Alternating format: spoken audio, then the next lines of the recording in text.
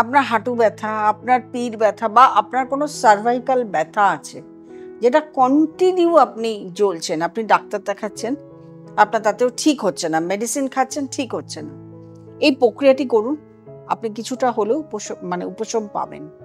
কি করবেন, একটা বাঁশি কিনে আনবেন, কালো রঙের বাঁশি। এবার বাঁশি যদি কালো না হয় তাহলে আপনাকে কালো রং করে নিতে হবে, আজকাল স্প্রে দিয়ে রং করা যায়। কালো রং করে নিলেন, তার সঙ্গে 1 মুঠো কালো তিল নিলেন, আপনার মুঠোর 1 মুঠো, সেটা কোনো আয়তন নেই, আপনার বড় মুঠো হলে বড় মুঠো, ছোট মুঠো হলে ছোট মুঠো তিল নিলেন।